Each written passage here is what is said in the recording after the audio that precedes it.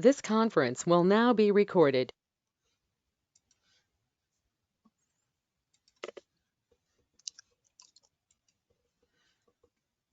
All right. Hello, everybody. We're going to talk about getting numbers from the Highway Runoff Database and getting them into SELDM. So we're going to look at random water quality and dependent water quality and why we might want to do that. All right. So first, I'll just bring up the Highway Runoff Database manual. That's from 2009. We've made improvements since then, but none of them are such a leap that it would make anything in here all that different. But what I was going to show you is, first of all, what we typically see is, let's see, we see on this graph, we see the number of event mean concentrations that we had at that time by constituent.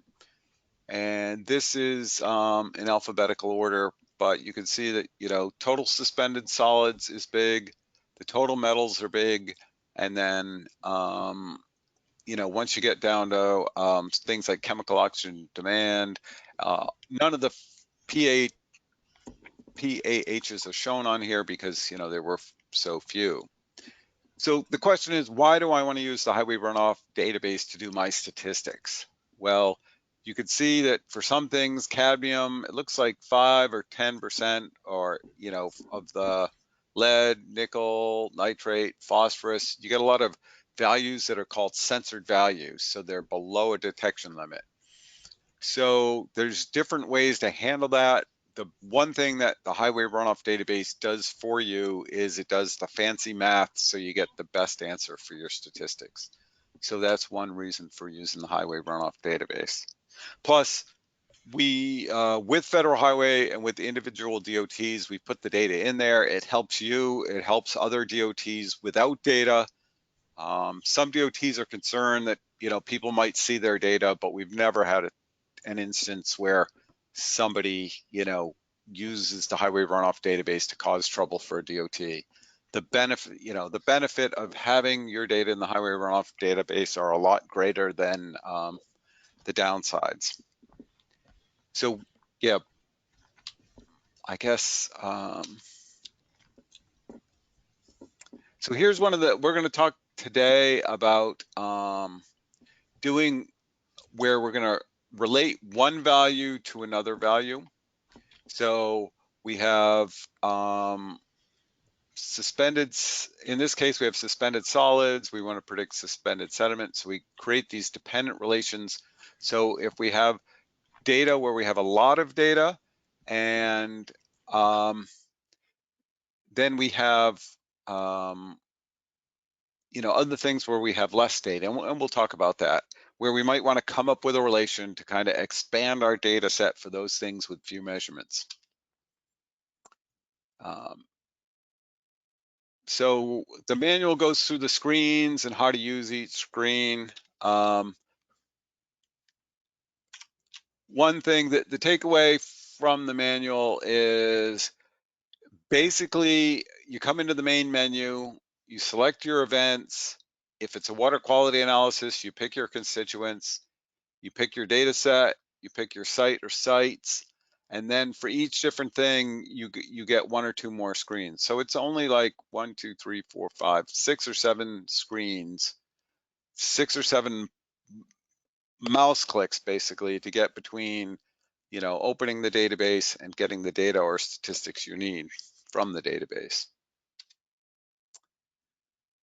All right, let's open up the Highway Runoff Database and we'll talk about, well, first, let's talk about what data is in there. And I did this quick query to get the data sets and the number of the different constituents sorted by the number of measurements. So we've had a lot of Washington people on the call. So we'll start out with looking at the latest Washington data set, and we can see that they have a fairly it seems like they're monitoring the same thing at many of the sites. You don't often see this many. These are all the polyaromatic hydrocarbons, the anthracenes, naphthalene, pyrenes, but they've got a lot of measurements for that. But you can see, still for suspended solids, they have 75 event mean concentrations. So for pH is a very respectable 50, but you can see it's not quite the same. And then you get down into some of these water quality constituents. You could see, so it looks like they did one bed sediment sample someplace, and some of these, I think these are like pesticides, so they only did a few pesticides. Interesting that lead has so few samples, but you can see a lot of the filtered metals might have a lower number of samples. So Bob from Nebraska is on the line, so we'll go back up and look at our Nebraska. Let's see.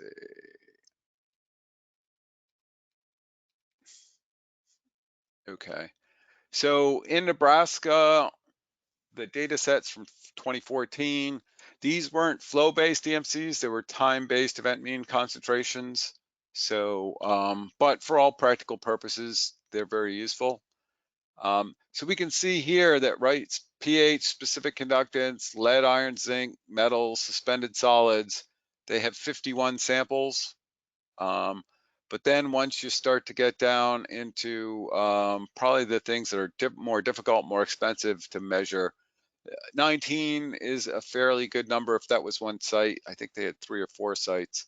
So you can see once we get down into these constituents, there are less, there's like, less than half the number. And that's pretty typical. Like I said, the things of the highest concern and that are less expensive to measure typically get measured a lot. And then the things that may be more expensive or not as great a concern get measured less. The problem is that, when priorities have changed, like if in Nebraska, they're starting to get all these impaired reaches for total phosphate, it is an agricultural area, so I doubt it's the highway, but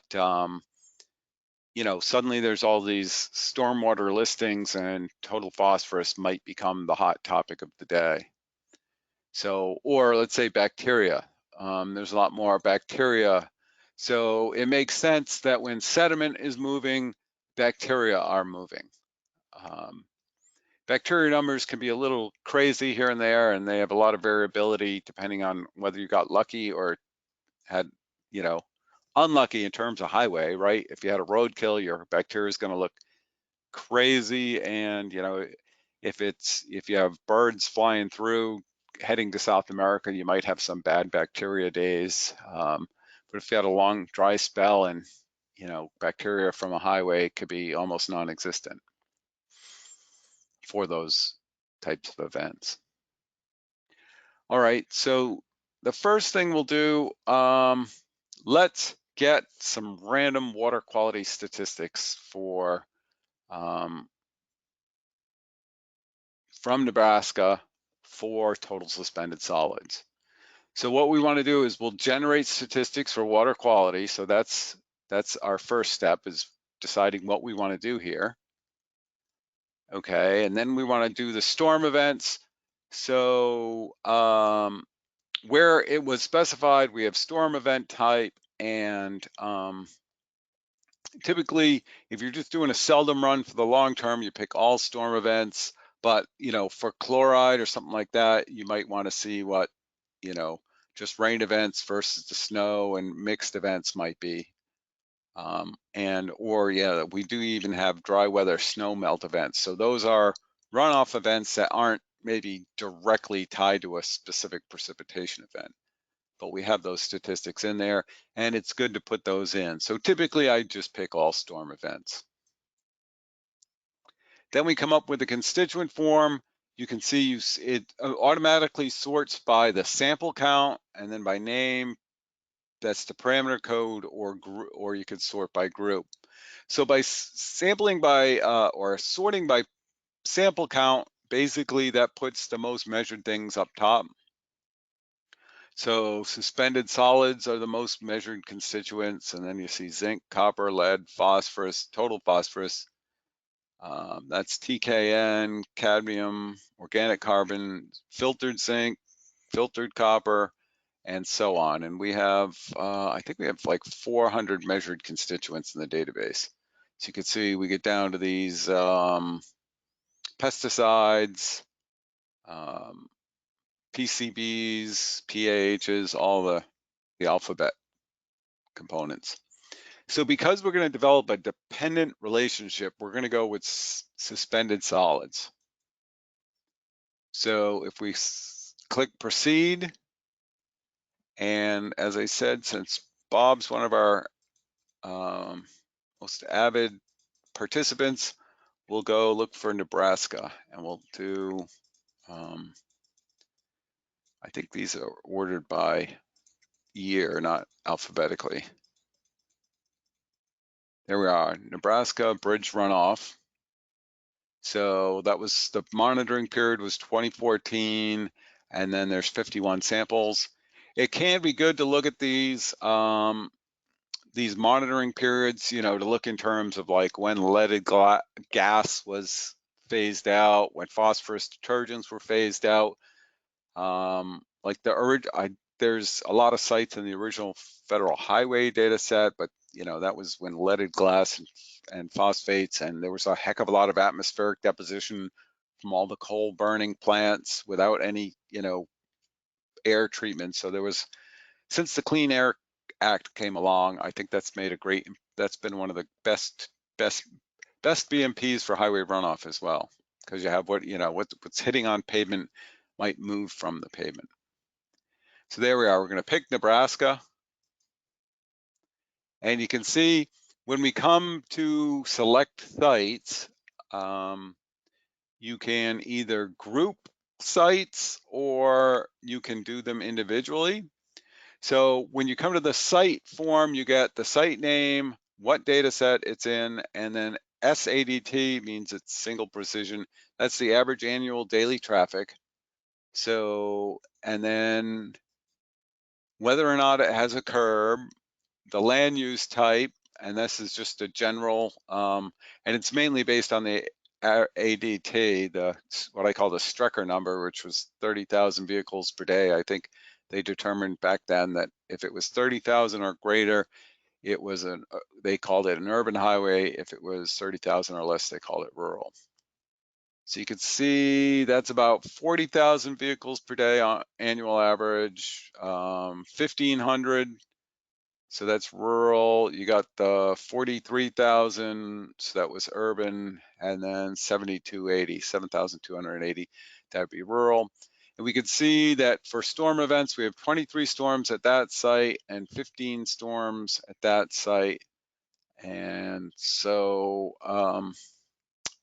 so that's what you get. You can peruse your sites here, get some information about it. So the curb is whether it's curb and gutter or if, you know, they've collected it from like a special built trough on the edge.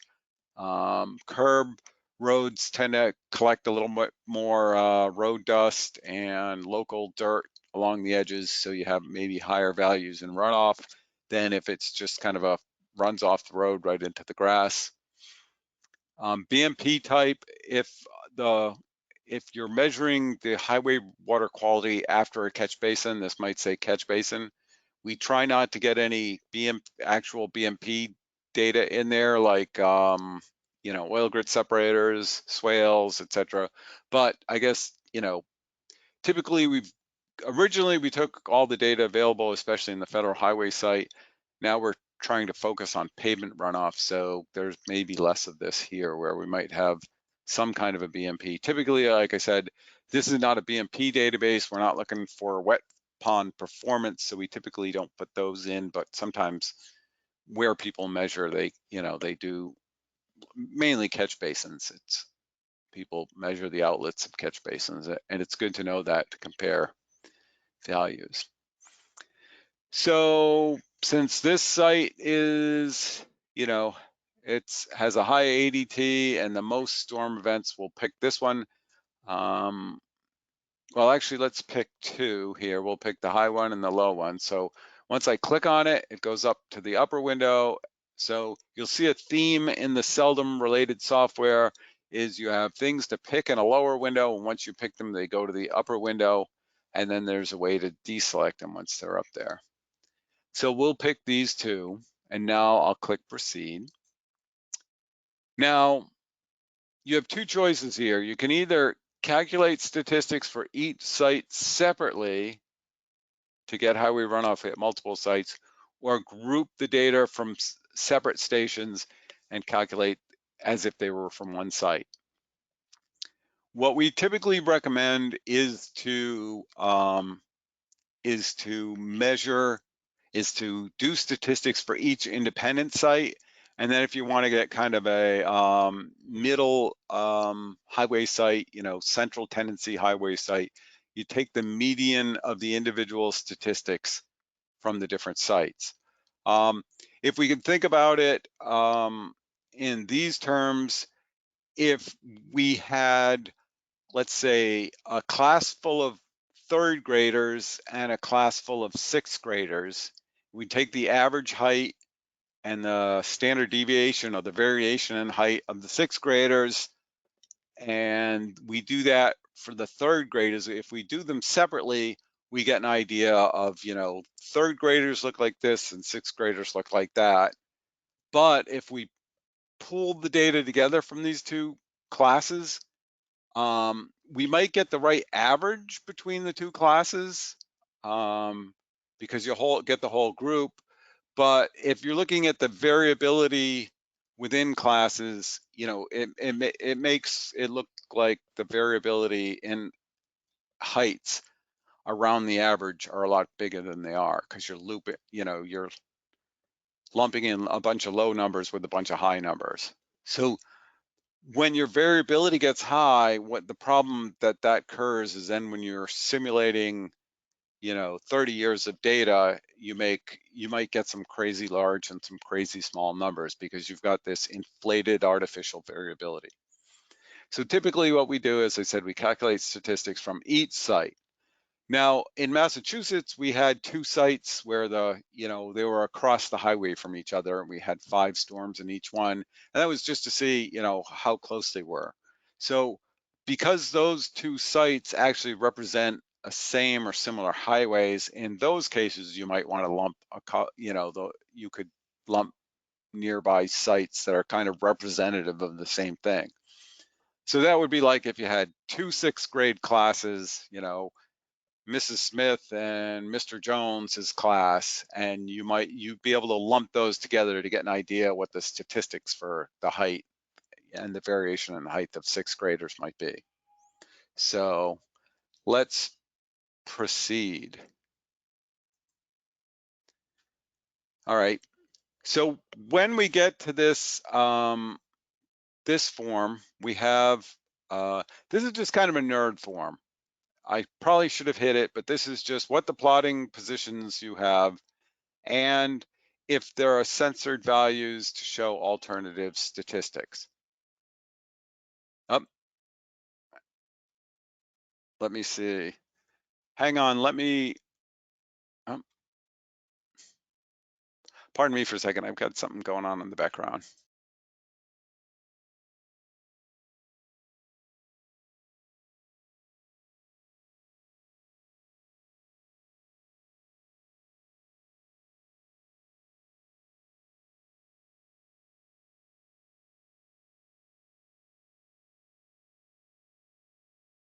All right, I'm back. Sorry about that.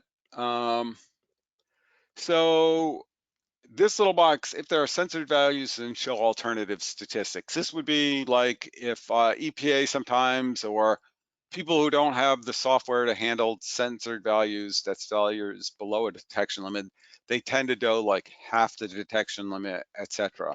So we typically don't use these anymore, but if you wanted to see them to compare, you could do this. Now, right now we're doing total suspended solids, so I don't think we're going to see any below the detection limit, so I'll leave that off. And again, I can say that, since this requires a little extra explanation, you have the question mark button here. So if you click on that, it will tell you, it will give you more information. So now we'll proceed to calculate the statistics.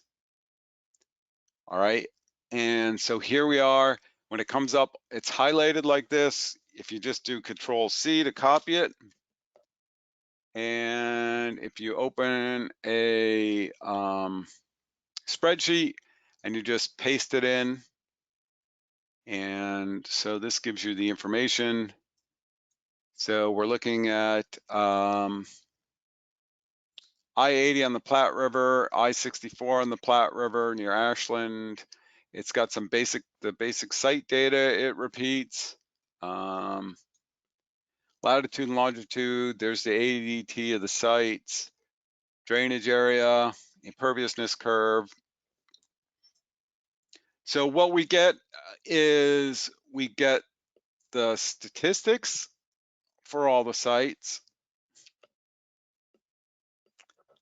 And then we have this is just the regular arithmetic statistics, the natural log, but we tend to use the log base 10 statistics. So I'll bold that. And then we have it from this site.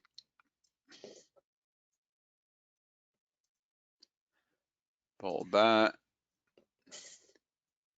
Now, this new version gives you your standard errors of the statistics. So basically, if you look at the average in log space, so what you do is it's equal the average minus the standard error of the average times the 1.96 standard deviation.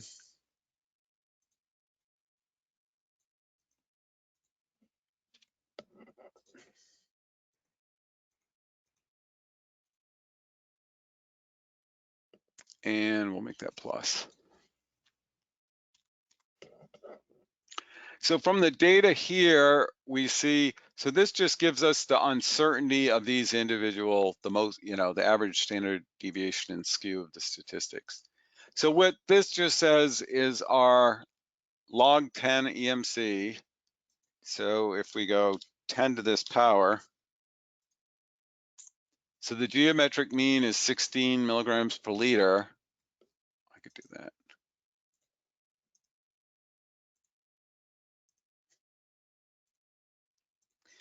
But we know within, the 95% confidence interval means that this value could be actually anywhere between about 11.5 and 22. So that's just the uncertainty of that number. And it's mainly based on the standard error and the number of samples that you have. So let's bring these up to the top table here. So if we copy, that's Highway 64. That's Highway 64. And if we look at, this is highway, it's the other highway.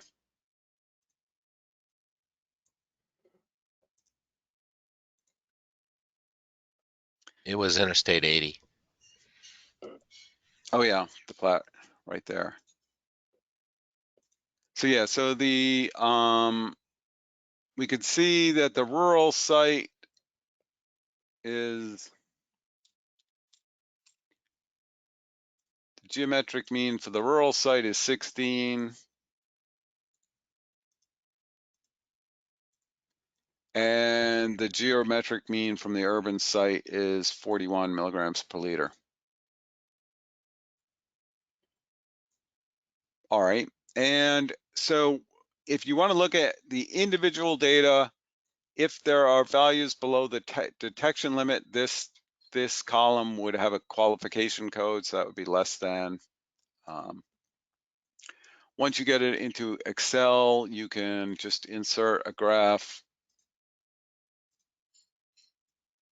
And the PP is the probability. It's not the percentile, but it's the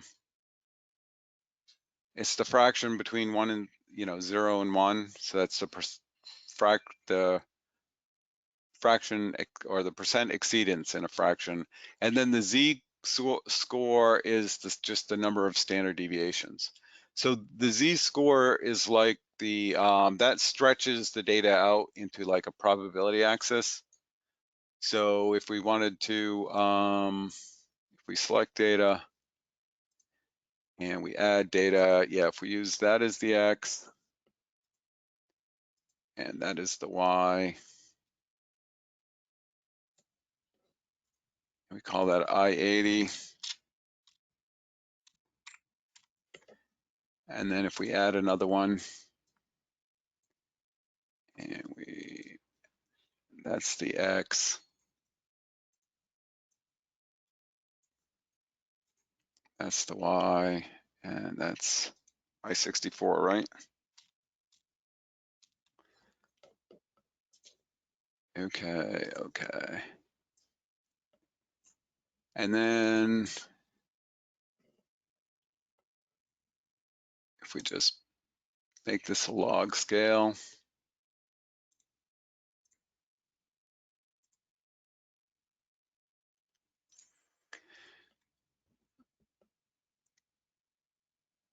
so basically if we add a trend line, and you make that, gonna be, is it logarithmic? No.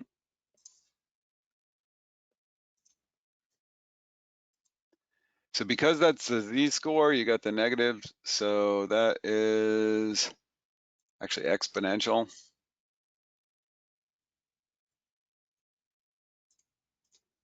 And then if we make this the z-score, add trend line,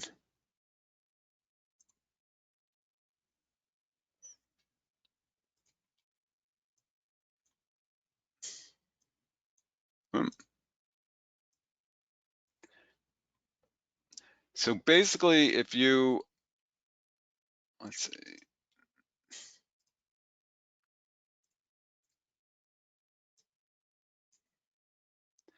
So you see this one's well fit. So basically what falls on the line would be a logarithmic distribution, log normal. But you can see how these are outliers. So the question to ask here is, like, did something mess up or is this real? So that's another reason you can go look at this. Let's say this was the April one and you haven't done any street swimming yet, and this was like sand that people had applied on the highway for traction in the winter. So that might be real. If you went back and looked at that, and you can look in the Highway Runoff Database about what day, you can get the date and time that it was sampled. You can also, like I said, you can kind of also use the Highway Runoff Database to do a little quality assurance, quality control on the data. So if we dropped this, if we had a reason for dropping this data, you'd see that our variability would go down. And so as we simulated extreme events, if you extended this line off to the right, you would see that you'd get higher numbers than it would suggest by most, if you had a line would be kind of similar to this orange line where it would go out and you'd have much lower numbers. So the question is, are these real or are they artifacts? Typically, if there is, in Massachusetts, we see a lot of this where you get a couple storms where there happens to be a lot of debris on the highway and it gets, you have some wash off depending, and that's, they don't use sand here anymore, but you still seasonally, you seem to see a lot more dirt in the winter. All right, so hopefully that shows how to get the statistics from the Highway Runoff Database. The next version that comes out, we are going to have it so it kind of automatically does that step for you, brings the numbers up to the top by site, and it will be the log 10, since that's typically what we advocate using rather than the natural logs, because people can get a better idea of the log 10.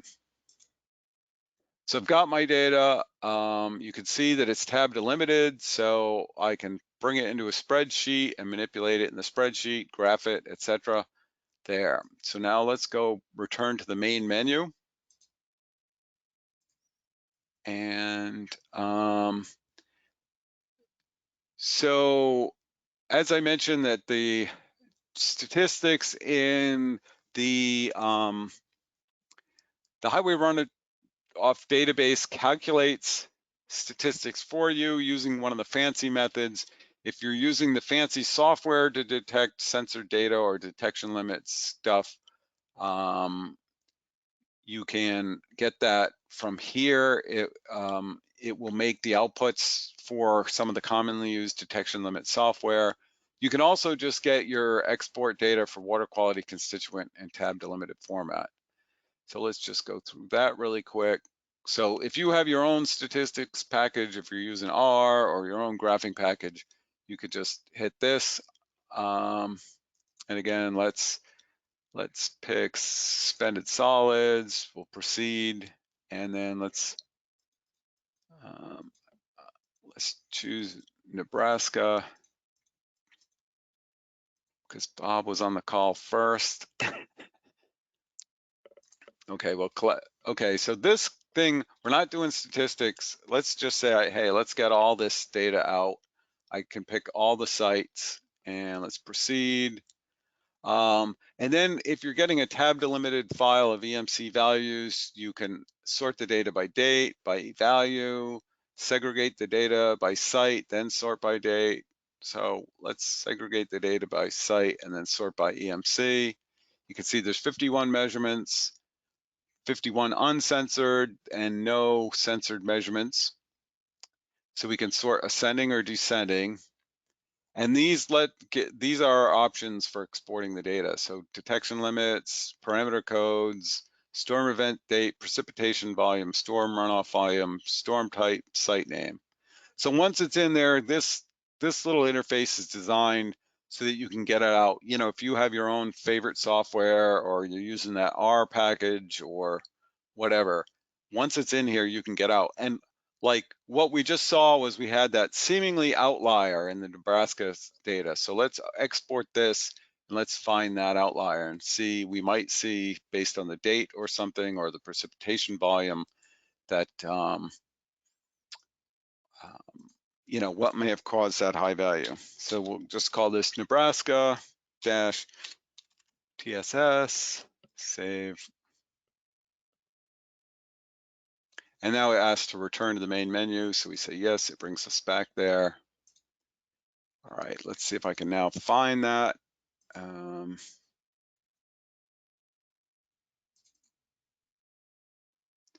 So here's the data in the file. And then let's grab this and drop it in a spreadsheet because it's easier to look at. This is all, like I said, tab delimited. It's designed to make it easy to use with, I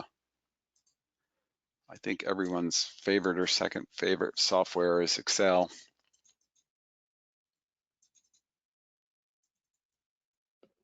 So there's the dates, there's the type of event, and let's see. Where do we get that high value? I think it was I-80, right? So yeah, you can see that we've got 26. Oh wait, is this a different site? Yeah.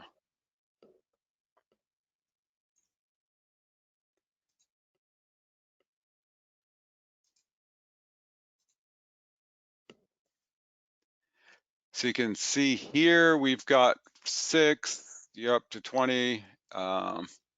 If we get rid of this top sample, the average is 50.985.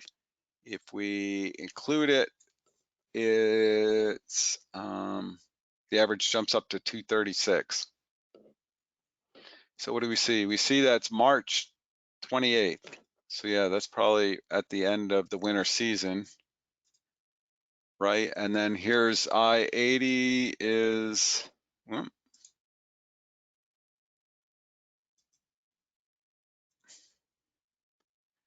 So we can see here in this data set, we have 9 samples, and we did not catch that early spring event. And then look at this site, you have US 77 Rock Creek Bridge, and you can see at this one, they only have 4 samples, but look, they've got 3 in the early spring. So somebody might, like, off the cuff, shooting from the hip, say, oh, water quality here at US 77 Rock Creek Bridge is the worst in the whole state, right? Because the average here is 2,126 versus over here in Lincoln, because they didn't get that early spring storm, the average is 27, right? And somebody might take these averages and regress them against average daily traffic. And so you can see that sometimes why it can be hard to make interpretations unless the data sets are linked. And I'm not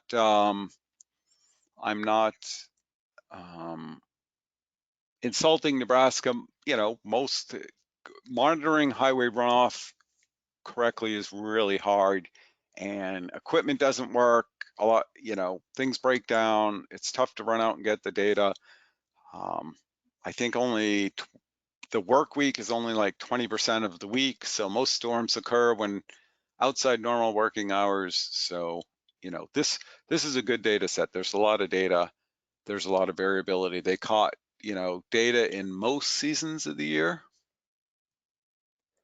But yeah, let's talk about logs and not logs. So if I take the log here, right, and I copy that down, let me insert a couple columns so I can play around here. So if I do the average of this,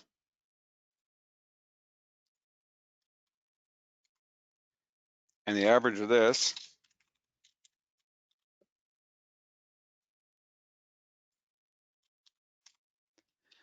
so we jump, like I said, the average jumped from 50 to 236 with just one sample. But if I do the average of this column, so we jump from 1.5 to 1.6 in log space, but then if we, raise that to the 10 to the power to get it back, we could see the geometric mean goes from 33 to 41. So the other benefit of doing logs is that, like, a single outlier isn't going to completely change the story. Like if we simulated this with just the values outside log space, this one sample would completely dominate the whole population of what you get. Versus if you simulate it in log space and transfer it back, as we saw on the graph here, let's see. I didn't just paste over the last one, did I? Yeah, I guess it was it this one? Yeah, I guess it was this one. So you can see that, well, let's do it here and see what would happen. So if I add a select data, if I add a new one, and we'll call that censored, and if we're just getting rid of the top one here,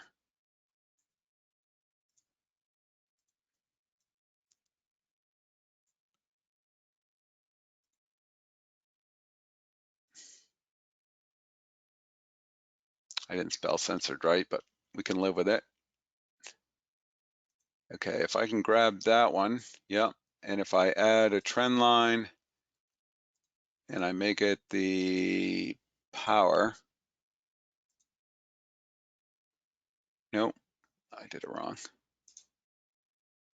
Add the trend line. You can't use power because it's the z-scores are negative. So it is exponential, right? Yeah.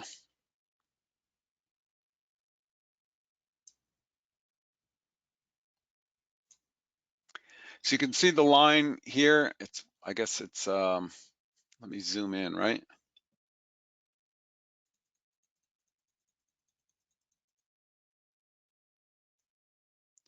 So just by dropping that top one, you can see this line is here.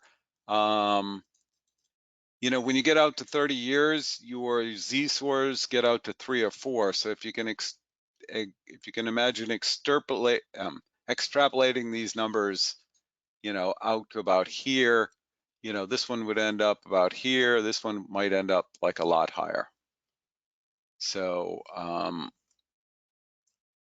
so you can see that, you know, well, I guess, yeah, we could do this where you could see the outside of log space, what that might do.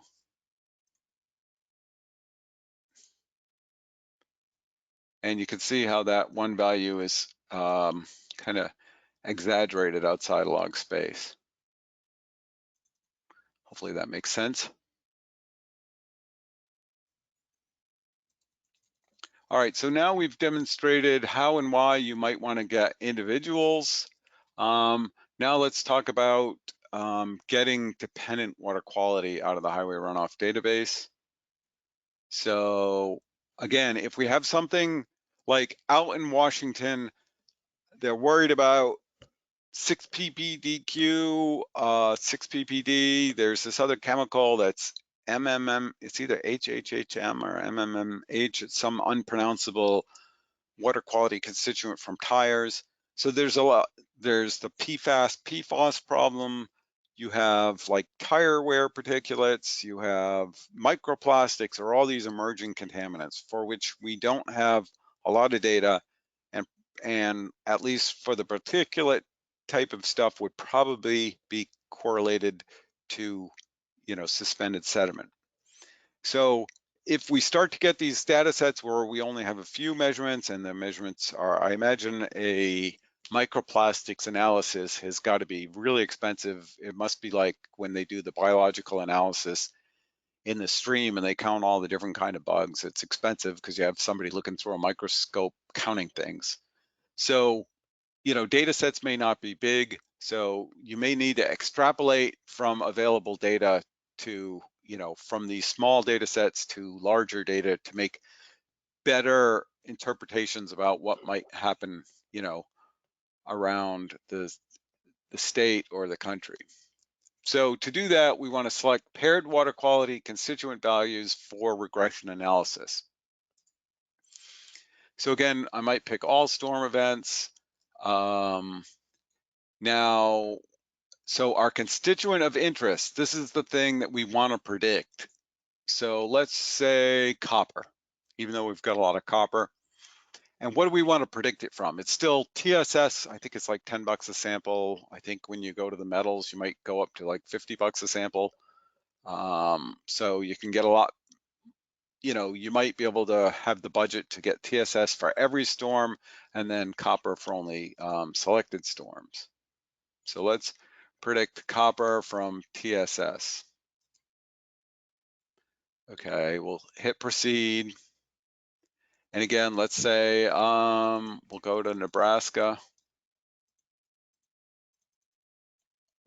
Let's see, did I go by it?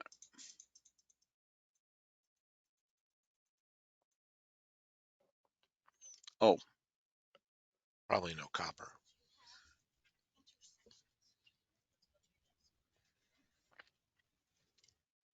all right. I guess since we're just doing academic, we'll look at maybe Washington 2015. So let's proceed to select the study sites.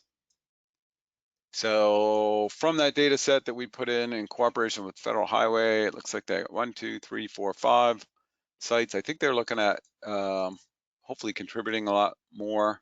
So you can see they have 13, 12, 13, 7, and 5. The only non-urban site they have has only got 7 samples. So question is, when we, philosophically, are we saying that copper and TSS are kind of a universal relation? That may or may not be true. Total phosphorus might be, you might get to the point where maybe that might be a universal relation because it's more about the soil chemistry than the perhaps than the traffic inputs. So there is some interpretation here that you might want to have one relation for one set of highways and one for a different set of highways. For Washington, you might have like the wet area and the average and the arid area. You might have different things going on depending on whether you've got 100 storms per year or 10 storms per year at a site. So just based on what we're looking at now, we'll just say, okay, I'm assuming that the relationship between copper and suspended sediment is represents what's going on in highways in general, not any like group of highways or particular sites. I would hypothesize that metals are going to be higher in in urban areas, just because the urban miasma, they've shown that, just just traffic off the highways is going to be generating a lot of emissions, and, air quality in urban areas is lower, and, so you get dry and wet deposition in urban highways. And we've seen this in Massachusetts. So this is just the next form. It says save a tab delimited file of paired EMC values. So it says my explanatory variable is suspended solids. My response variable is copper. Now it says the number of censored measurements. In this case, there's 0 for copper and total suspended solids. And you can either omit qualified measurements or you can denote qualified measurements in the metadata column. So if you have it depends what you're using for the regression, and it can be good to export the qualified and unqualified, or qualified being below detection limits. As long as they're denoted, you could try it with them in there and then without the censored values, just to see how that affects. I can tell you, if you're doing regression in Excel or you're doing what's called ordinary least squares regression, the outliers tend to have a high effect on the water quality.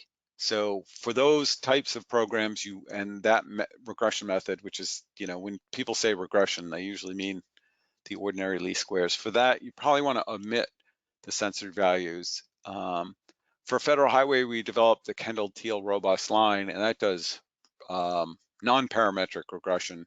So any individual value has a lot less impact on the results. So when you add qualified measurements, what is the value that they're denoting? It's the detection limit. That's a great question. So Yeah. so it just going to give us a bunch of so say detection limits 2, it's just going to give us a bunch of 2 values. Yes. Yeah. Okay. And that's probably good for graphing, but yeah, again, you really want to be careful using them in the regression, because you might see that, what you may not see if you don't, well, it's easy also to kind of go back and export it into a different file without them.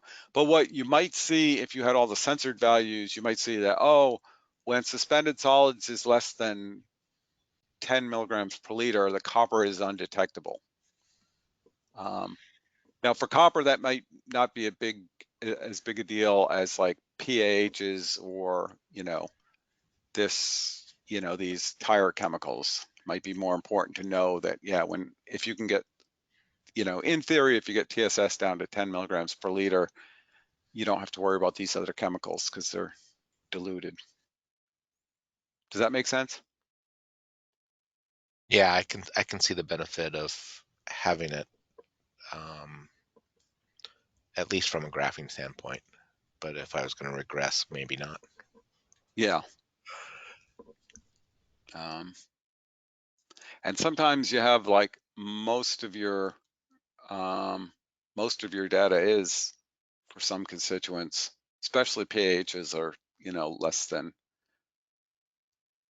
Okay, so this is Washington, and it is TSS versus total copper. Save. Yes. Well, I could say no. So if I come here, then I could, if I said no there, I can make the choice here and then export the information again.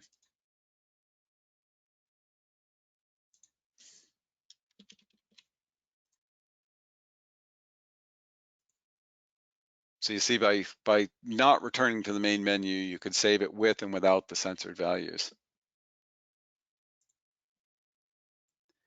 So again, if I open my Excel, start a new sheet,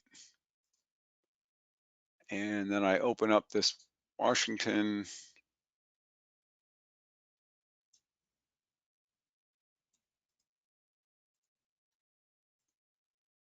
and I just paste this into the sheet. So I have suspended solids, copper, and this is the metadata gives you the X and Y. If it's censored, it will have the censored value there. It gives you the sample date, the site, and the site name, and then the data set name. So like I might theorize that, nationwide copper is a function of suspended solids. So I could dump every site in the country. And then if I got some weird sites, I could then come in here and say, well, what's weird about this site? And for example, there's a site on the border of California and Oregon that has these crazy metal values.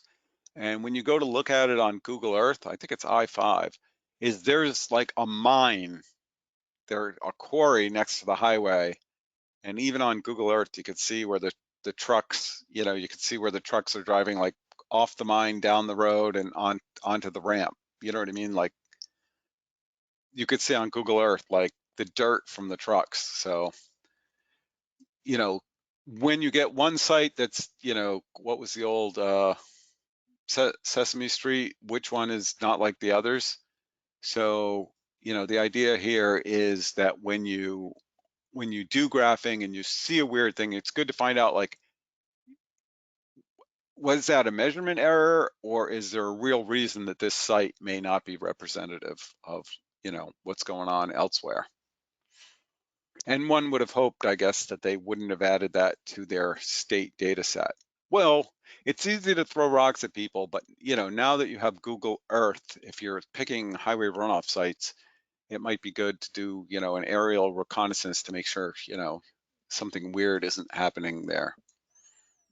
Like if you're next to a stockyard or something like that, it might, you might get a lot of bacteria and nutrients. Oh, hi, Kim. Hi, Greg. I just sorry, I had to join late. We had a training that interfered. So just trying to catch up with you. And I'm just wondering, when looking at this data, how would you determine what's an outlier, just generally speaking? In terms of sites or individual data point? Or data point, I guess. Yeah. If we're going to kind of screen this a little bit for an outlier. I mean, it doesn't seem like anything really jumps out. Is 62.3 really that much higher? Is there like a scientific way to approach that? Yes, there are statistical measures of outliers. Let's see, where was I with the graph? The first best one is just, graphically. You can see obviously that's an outlier. It doesn't look quite as bad if we put it into logarithmic space. But yeah, there's, if we looked at how many standard deviations this is away from the you know, from the mean, it might be instructive. The K values down here are based on the percentiles, but yeah, we can, let's see, let's look at this. So if we take the average of these,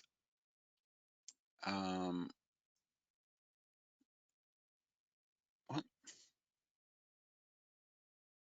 It's not letting me drag here.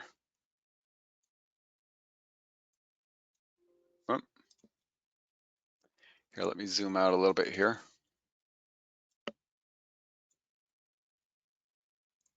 Ooh, what happened there?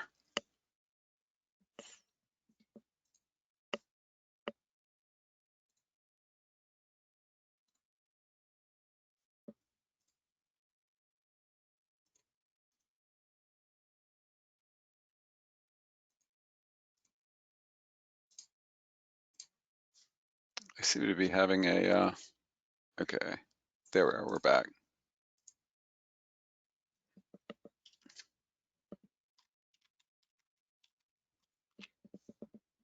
If I could spell average.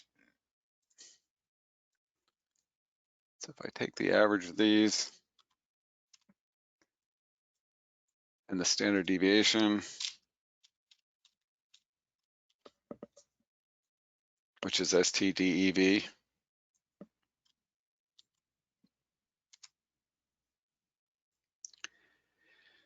okay, so the theoretical K value is, let's see if I can remember this, it's going to be this number minus the average divided by the standard deviation, I think.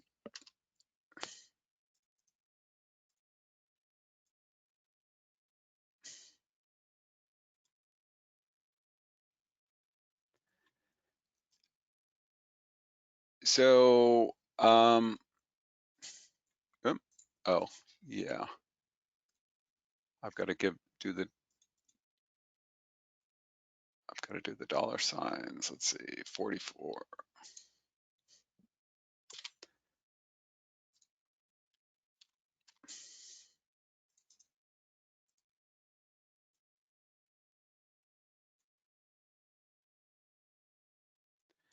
So this is the number of standard deviations times this, and you can see these are all very small values. So they're negative and close to the value. So this one value is 4 standard deviations greater than the average. So even with this one in it, and with this one in it, it creates, you know, it creates a situation where these are all essentially very small and very equal. Because again, if you kind of look at the graph, they're all basically flat, and then you got this huge jump up. And that method would probably pick up something that wasn't quite so obvious, maybe as well. Yeah. Like this one, there's an obvious, really, really obvious outlier, but this also picks up ones further down the line that may not be so obvious. Yeah, and I can get you, it's from the manufacturing statistics, you know, there's that whole branch of when they're making something, you know, does it fit the specification, you know, our building specifications? There's some, you know, they've developed rules of thumb, you know, and tests to use to say what's an outlier. But there's also, I can try and get your reference for that, for, you know, detecting outliers. The question is why? Like, this is a real outlier, probably based on the date, right? That I don't know if Nebraska is still using sand, like mixed sand and salt to provide traction control on winter roads, but typically, you know, if that's happening, you do see pretty high values. And like we did a bridge study for Mass Highway just recently, and the state doesn't use them, but the municipalities do. So the bridges that had local, nearby local access had higher sediment, and it was basically cars and trucks kind of tracking dirt from de-icing sand from the local roads onto the state roads. So the question is, yeah, you can't, just because something's an outlier, you can't throw it out necessarily. You just ask, like, why is this different? And if so, is that part of my characteristics? And sometimes it's, I got to go collect more data. Because, right, in theory, there's going to be more storms between 4,300 and 343. And then sometimes, there are two different populations. We see this kind of in chloride numbers too. When people do, if you looked at the chloride at this site, it might be higher if they're using de-icing salt out there, or you might get a couple. All right, so let's see, where was I?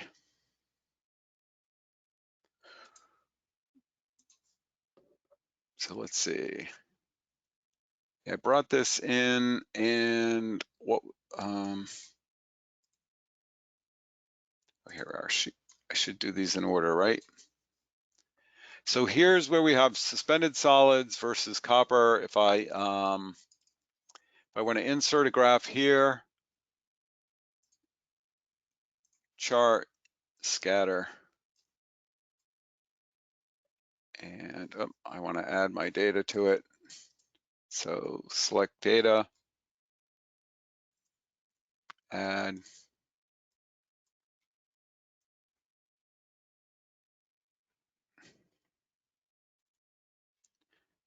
Y,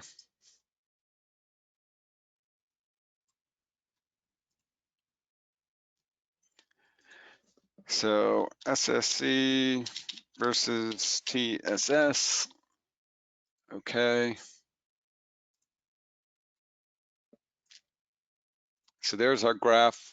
You can kind of see that there's a lot of noise. So if we convert our log axis,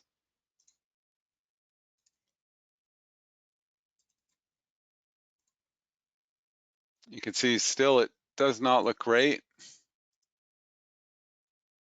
So if we add a trend line, so when we're doing this type of regression, we want to use the power function because that's the log of X and the log of Y. And let's make the font here a lot bigger.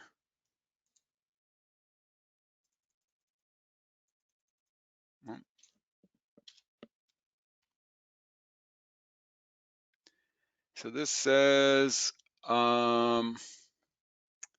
6.09 times X to the 364 power.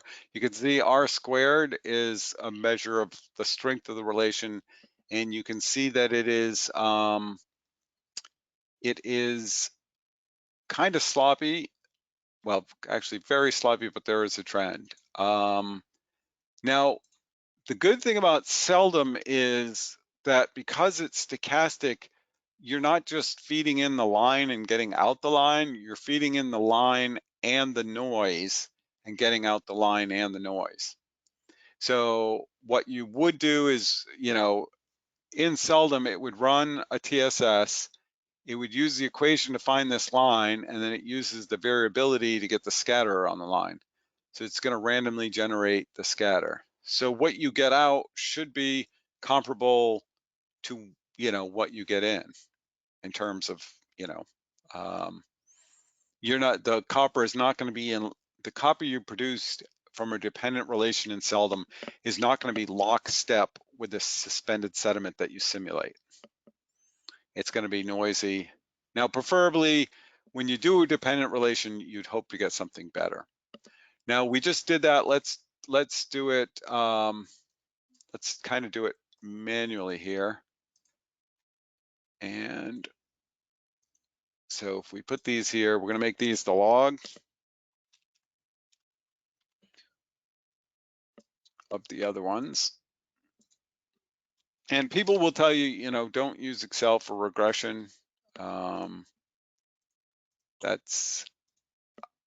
It's not a statistical tool. Some of the differences are kind of statistical. You know, there are limitations, but they seem to have the algorithm to come up with a regression. Okay. You're not, now when you do this, you're not going to get all the, you can do the statistics pack in Excel and you can get the regression statistics, but you know, you don't get them from here. So what we're going to do here is we were going to say, what's this value going to be? So this is converted, and then this is the exponent. So we need log of 6.0926.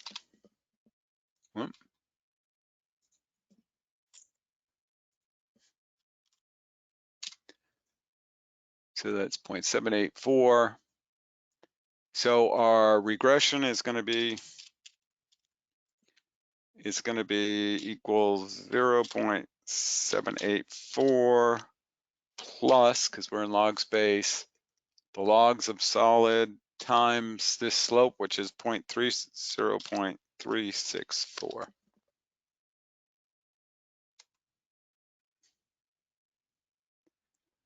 And then we're going to find to get this scatter, we're going to find the error from the line, which is usually they call it EI, and that's going to be the line value.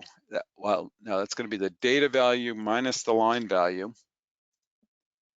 So if it's above the line, it's going to be positive. If the data is above the line, it's positive. If it's below the line, it's negative. And then we'll do the SELDM uses the median absolute deviation for, you know, to do this variability. Again, so just one outlier isn't going to mess it up. So if we do the absolute value of EI and take the medians of those, so we'll go equals.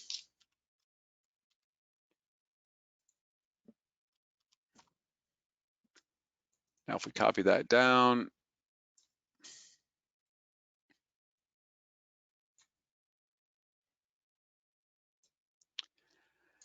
so if we use this number, they'd all fall on the line. So what we want to do is we'll multiply these.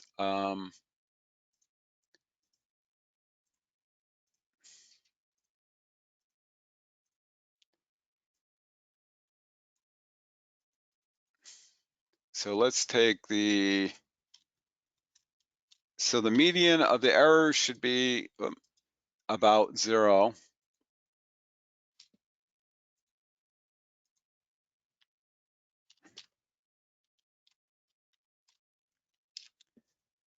So you can see that's 0.007.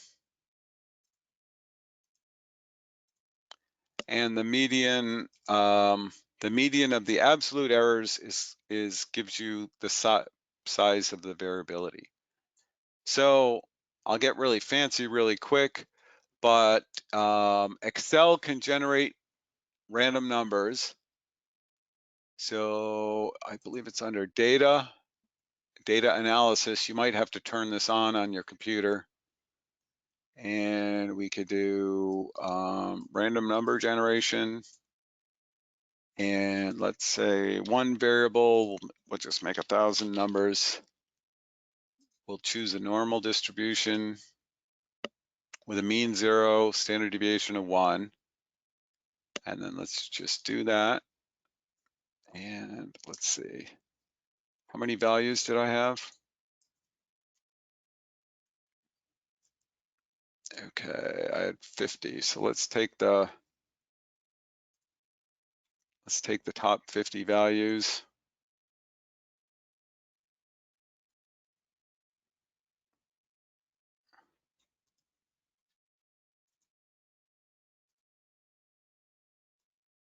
So we just put in, this is random K. So we're not going to simulate a suspended solids, but if we say we're starting at this point, we're going to use our regression, and then we're going to take this random K times our variability, which is this 0.1246. So let's do that. So this is going to be equal to the regression value plus this random number, which can be positive or negative, times 0.12, what did I say, 46?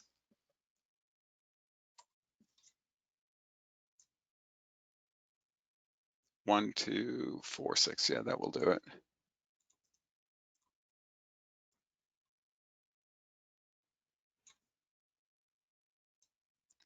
So if we add that, select data. Now you wouldn't normally be doing this last step, but I'm just showing you. So this would be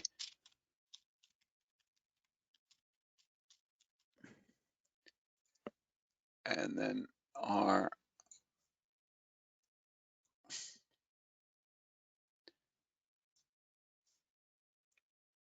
the last thing I was supposed to do is I was supposed to reconvert this. So these will look horrible for a second until I fix it. And I didn't reconvert this back to real numbers.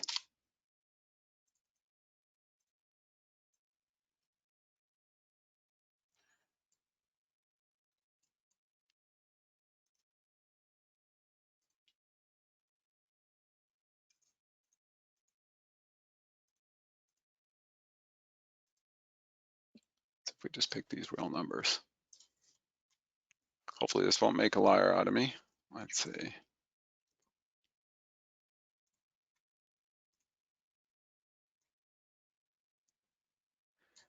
So you can see that, you know, each storm, you're not getting this, you're not getting the same value, but you can see the orange cloud is roughly the same size of the blue cloud, which was the original data. So that's what we're doing with a dependent relation in SELDM. We're feeding it what's the relation, the line, and what's the scatter around the line.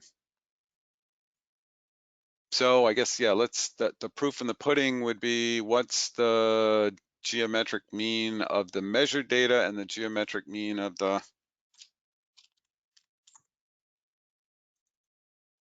and we could do it that way.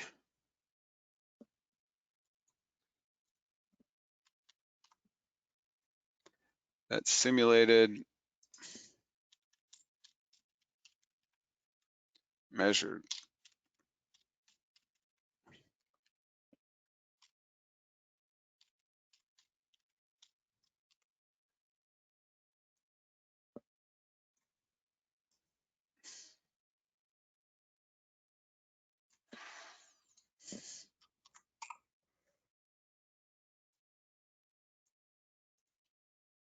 Yeah, so you can see our simulated population comes out to be about what the measured is in this case. And perhaps, you know, why you'd want to do that is, well, this is Washington rather than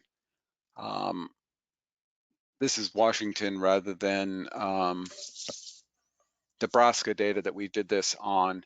But, you know, if you had copper for most of the events, but you didn't have copper for that, you know, outlier event, then, you know, regressing beyond your data can get a little funky, but you know what I mean? If you have this value out here, what, you know, out here being if we extrapolated this graph, you know, what would that copper be? And that copper, you know, so our simulated values aren't necessarily, they're the same because we use the same X values, but you know, if you're generating a 30-year history, you're going to get more high and low outliers. So the relationship between sediment and copper is going to, you know, affect perhaps what you've got there. this was just checking these is just checking kind of what we put in was equal to what we get out for the data that we have. Hopefully that makes sense. The problem is that you don't have 30 years of data anywhere. And more importantly, you have data at a selected number of sites, but you don't have data selected statewide or nationwide. So you kind of have to make these somewhat uncertain extrapolations. Now, I will show you rather quickly that rather than doing all this manipulation manually, Federal Highway had us build a tool. It's called the Kendall-Theil Robust Line. So basically, we're going to open that.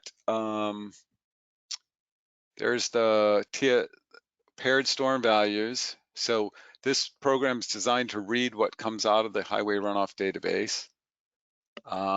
And basically what I do is I give it the same name and then with a prefix of -KT, and we hit save.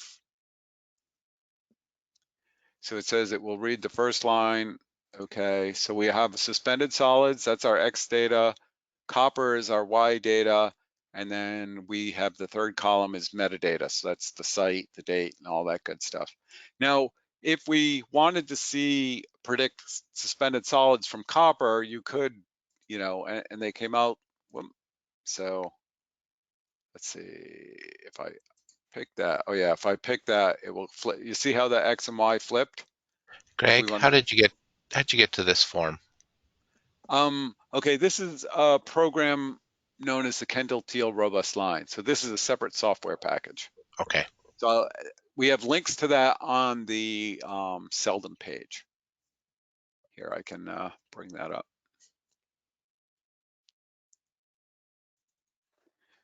Let's see, SELDM page.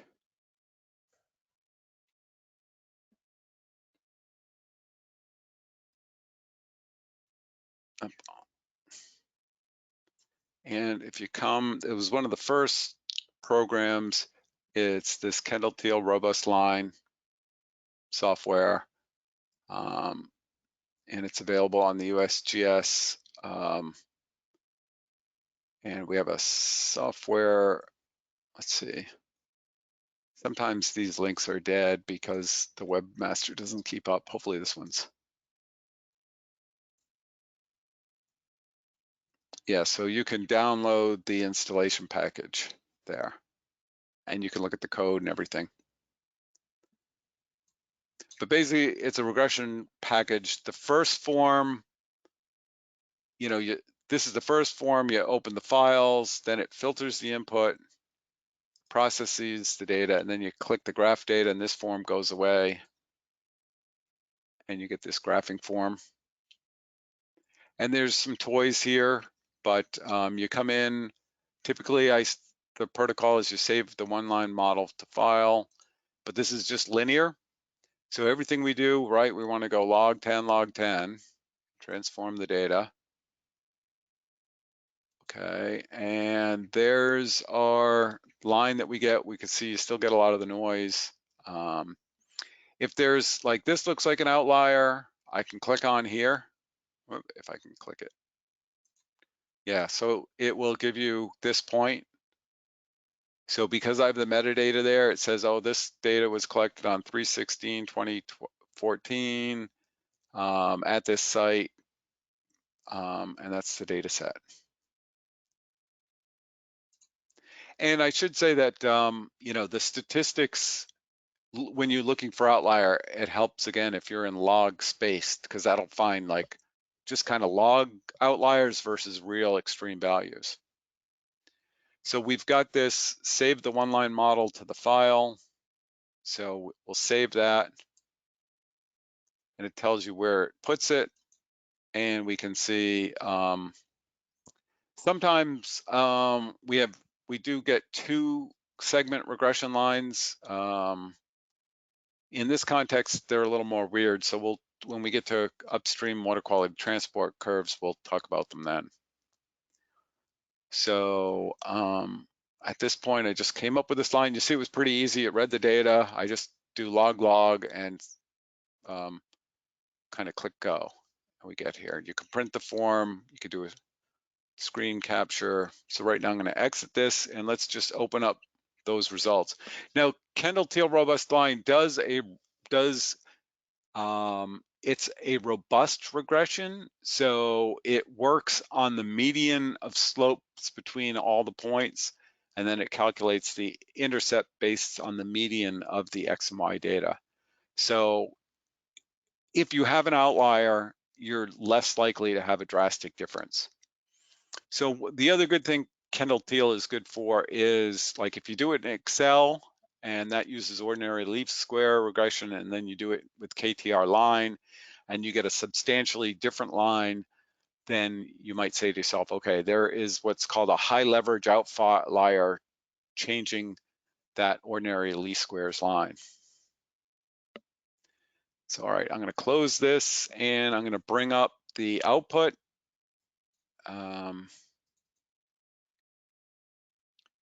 So there's just a lot of information here about the input data sets, the ranges, et cetera, but if you do a log regression, you come down to the bottom, these are the numbers that you want to put into SELDM. That's the other benefit of using the KTRLine. So if we come here and we just paste these in here. So there's our intercept and our slope. You can see that was our intercept was so this is already in log space, so you don't have to transform it. Was 0.78 from this regression, and it's 0.6 for this one. And so our intercept is lower, but you can see our slope here was 0.364, and our slope here is 0.476, so the slope's higher. And here's our median absolute deviation. So let's make a line here for this. So our regression here is going to be, we do KT regress. And this is going to be equals 0.60445 plus, and that's going to be 0.4679.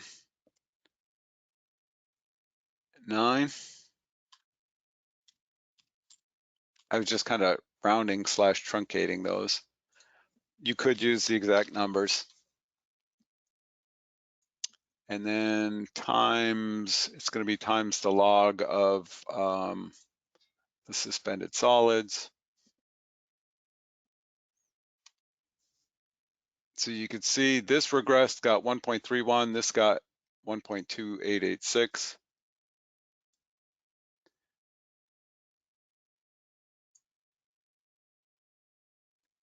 Then if we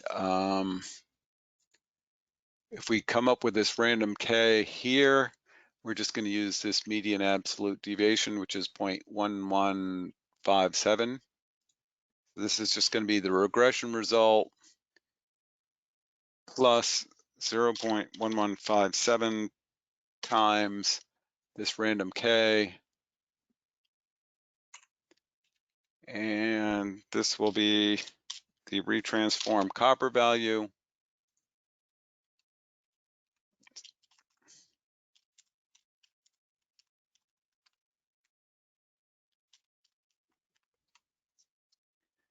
Now, you're probably not going to do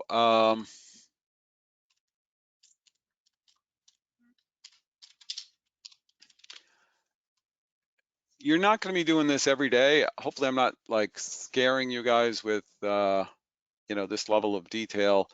This, you know, you're going to want to, you know, kind of do an analysis, but like everybody who used SELDM isn't going to be doing this. What we did in Southern New England, we did a study where we did all this type of stuff for the, you know, the DOTs in Southern New England. All right, so we used the same K, so these should come out similar. So we could see that, yeah, although they look different, that one was 12.4, this one's 12.08, this was 21.2, this is 20. So you see our results are similar. I'll graph them anyway, let's see.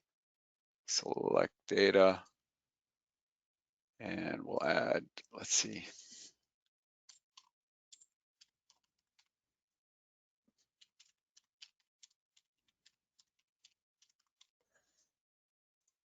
So our X values, we're going to go back to the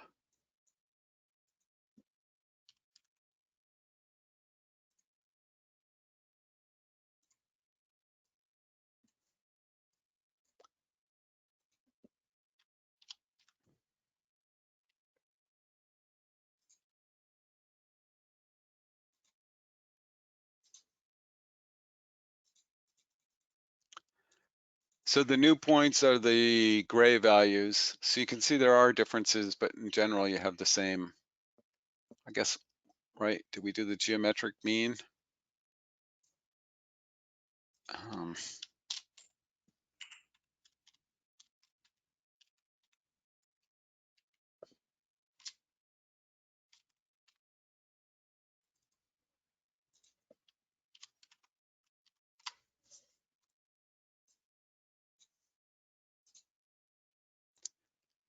So this was 26.2. The other simulated values were 26.3. So people are more familiar with Excel, so they could, you know, export these paired data, come up with it in Excel. But you can see once you have KTRLine, it's easier to come up with values. And it's easier because it gives you the values that SELDM will use. All right, so now we've talked a lot about getting statistics and getting individual values to do data analysis. And, you know, we've gone through coming up with a dependent relation and applying a dependent relation manually. So let's go back to our last SELDM run and let's put in this dependent relationship. All right, so I'm gonna move that over. That's the Highway Runoff Database.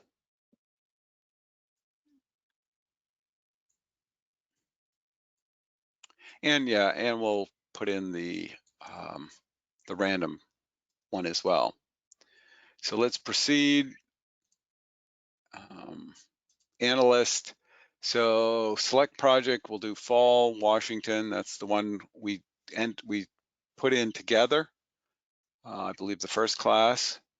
So I'm just going to click through this. We have our analysis identification, highway site, geographic information, our ecoregion, upstream basin properties, our synoptic storm event precipitation statistics, stream flow statistics, volumetric runoff coefficients are from the imperviousness. Okay, so now we come to the water quality form, and we're going to go to highway random first. Okay, and I want to define a new constituent. So do you want to create a new constituent definition? So yes. So we have our list of constituents, and there's, you know, there's 7,000 in there. So we want to do, it does let you, if we start typing, so you can see we have solids, you have to click on there. Okay, so we will call this Washington TSF. All right, and actually, is that what I did with, let's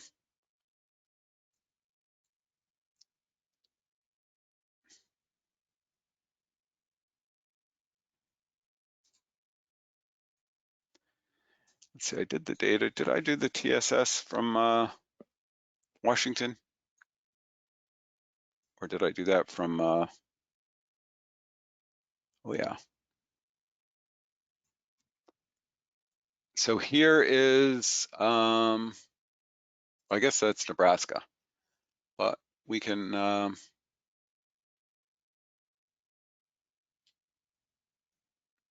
well, just for educational purpose, we can do,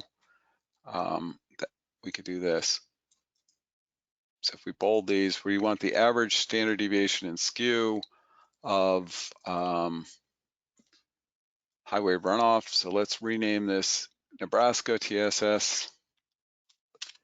And that was, and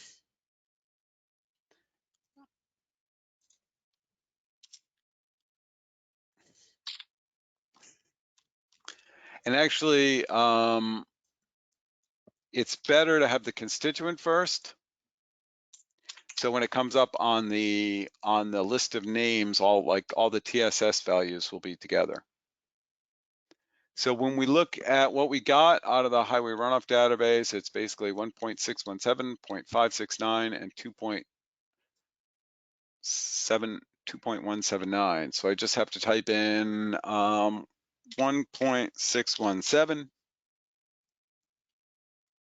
and 0.569, and that's a pretty skewed distribution, probably because that one outlier, so that's 2.179. Okay, and because people don't think in log space, we have this little toy here. It just calculates if it was log normal. Your geometric mean would be about 41. Your mean is 97. Standard deviation is 208. This is arithmetic, and then the coefficient is a variation is 2.13. Coefficient of variation is the standard deviation divided by the average. So that means it's highly variable. Okay, so I put that in. Here with each water quality constituent, you have unlimited, I think it's unlimited, yeah. So this is where I might say river ashland, let's see, and then I can add that. In the Southern New England application, we actually put the report references.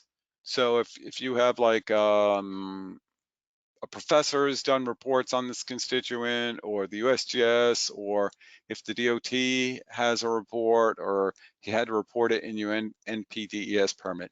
So it might be good for this to have, like, how could people trace the data back to its original source? We have references in the highway runoff database for all of the data that we have.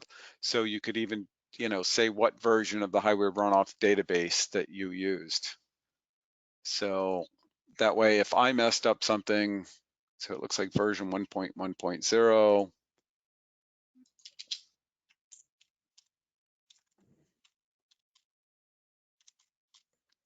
you could blame the statistics on me if you put it in there.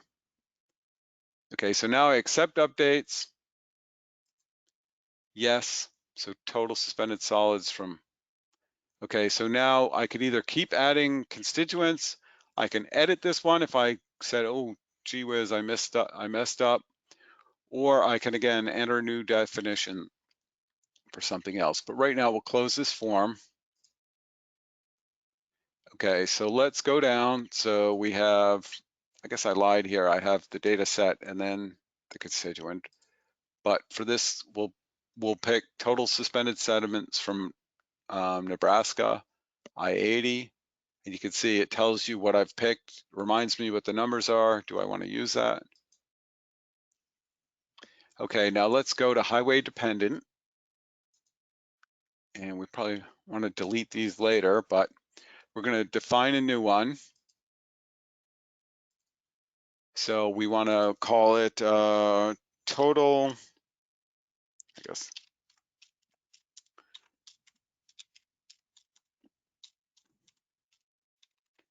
Total copper from Nebraska TSS. So this is our explanatory variable. So we could pick solids, or we could start typing out solids. And, oh no, wait, this is going to be copper. So you can see how when I started typing copper, it goes to copper, but you still have to click it. and then TSS up explanatory variable. No. Oh no, yeah, I'm messing it up. So the explanatory variable is suspended solids. So solids suspended, and the one I'm going to pick is going to be that Nebraska TSS because that's what I have data, and my dependent variable is going to be copper. So explanatory is sediment, suspended solids, dependent is copper in this case for this example. So the first tab, it's required. See the little asterisk there? All these fields have asterisks, they're in bold, they're required. And then we come to our explanation, our equation parameters. And like I said, let's shrink this down a little bit. Bring our spreadsheet behind it. And what was it, sheet 7? I guess I shouldn't. So see, this was our regression equation from KTRLine. Whoops.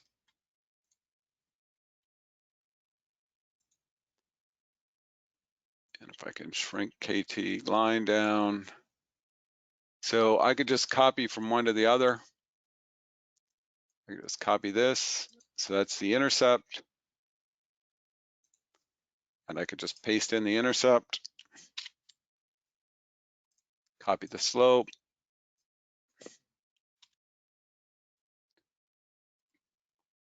Paste in the slope. Get the MAD, median absolute deviation. Just paste that in. And then the max X, and all this is in log space. See log space. Now the max X is good to know. That's the maximum X value you had in the data you're using for your regression. So that's 2.4, so that's like a couple hundred. So if your max TSS in your data set is 10,000, you might say, well, I might be suspicious about what's going on. What we've done recently is once we get above the max X, we kind of flatten the line and just make random variability at the highest point. That could take an hour to explain on its own. So I'll just say to ask me about that. And then here's constituent definition, and I could say, let's see, I guess in theory you could paste in this data.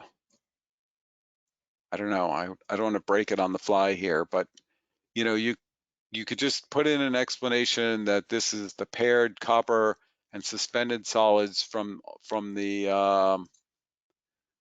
for all sites in the Washington Highway Runoff data set.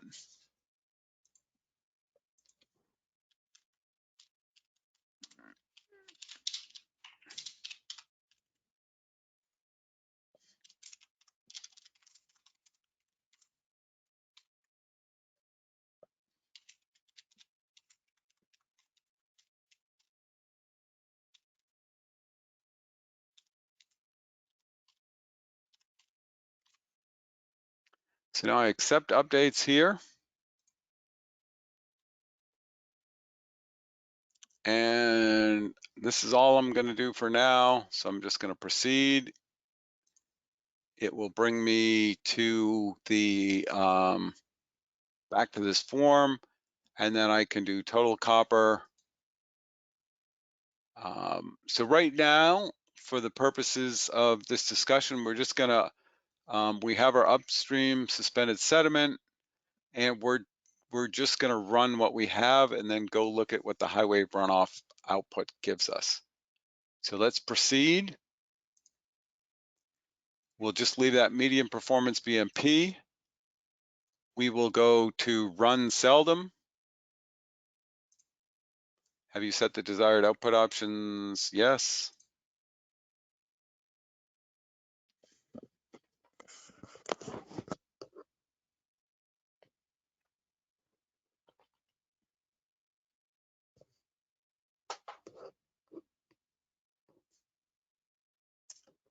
And there we are. And then if we go to output file locations, and we can open the output folder.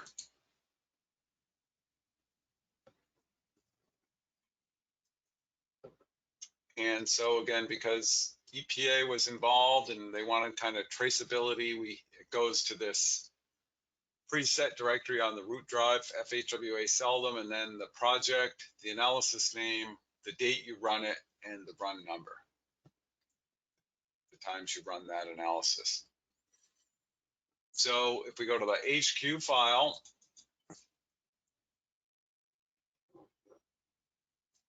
and this is HQ is highway runoff quality. And what we see is there's our TSS. So you can see that this was generated randomly as an independent random variable. And there's our abstract. That's the information we put in that. So let's just grab all this.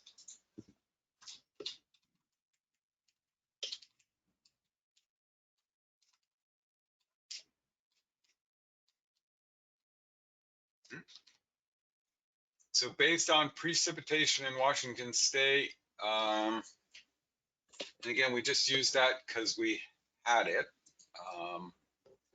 So if we, let's see if I add, okay, sheet 7 doesn't have anything in it. So I am going to just paste, this is the TSS. Now let's put in the total copper.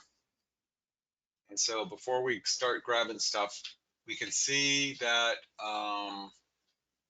this explains that this is our copper, and our method here is constituent based. So that's a dependent function. So that's a dependent water quality relation. And right here in the output, it gives you the equation that we used. Looks like I forgot the L on total copper. So I'm just going to grab from here down to make pairing up the data a bit easier. Whoop.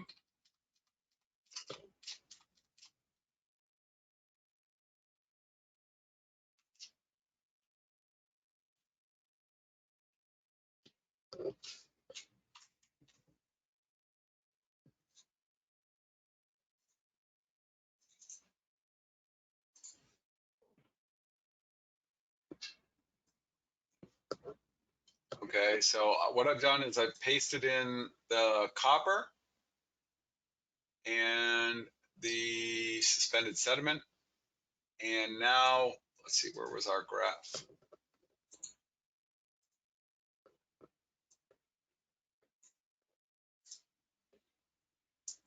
So let's add to this graph what we've simulated. So we're going to select data. We're going to add. We're going to say,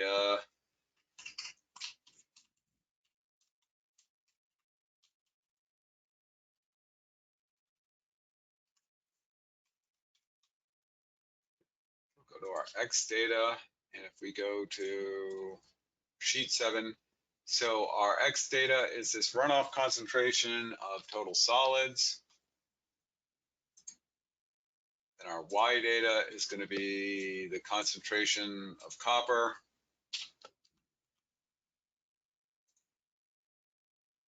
And we're going to say, okay. Hopefully I grabbed the right things.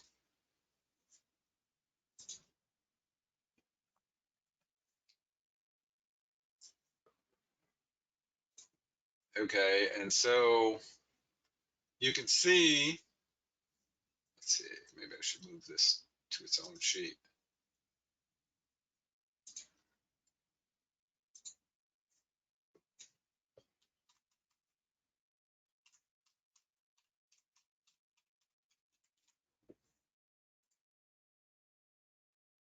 So you can see here, let's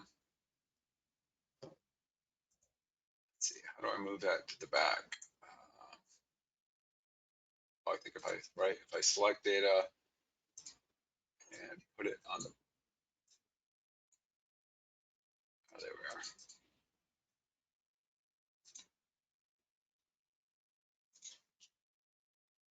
All right, so you can see here, the paired data we had didn't quite go up to 1,000, right? But over a 30-year period, it looks like we might generate something up to 15,000, which seems somewhat reasonable in, in that we had values up to 4,000, right? So these yellow points are the SELDM simulated copper. The blue points are our data, and then our gray and orange points were kind of our little numerical experiment to get variations. So you can see that where we have data, the scatter of the line above and below this relationship is about the same as what we have, from the original actual data. So we need a whole bunch of copper numbers to get to assess long-term risks. We don't have them. We have a bunch of sediment, but still not 30 years worth. And so we use this dependent relationship from one to the other.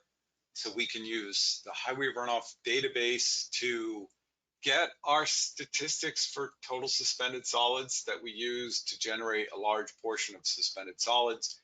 And then we could get that paired data and either use something like Excel or a statistical package like R or the Kendall-Theil robust line to come up with that regression equation that we need to, so we can kind of extrapolate from what we know to our best engineering judgment of, what would happen over the long term.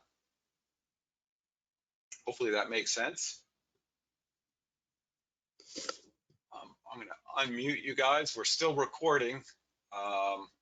So I think this is probably enough to, it's a lot to think on today. So I don't know, do you guys have any questions at this time that you'd like to ask online, or I can stop the recording and we can have a sidebar conversation if you prefer. And again, this was a lot to go through, and we're kind of deep diving into some detailed information. This would be something that somebody would do for you once. The average person is not, or the average SELDM user is not going to be developing these relations and whatnot.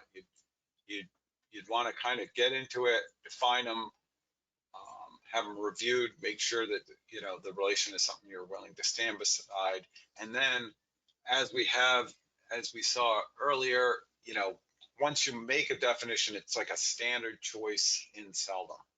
So it's not like every time you're going to use SELDM that you would need to create these relationships. Yeah, all right. thank you. It's good to know what the capacity is of the program. For those of us who haven't used statistics in many, many years. But it's very good. I appreciate you're going into that level of detail. Okay, great. Thank you. All right, I'll stop the recording.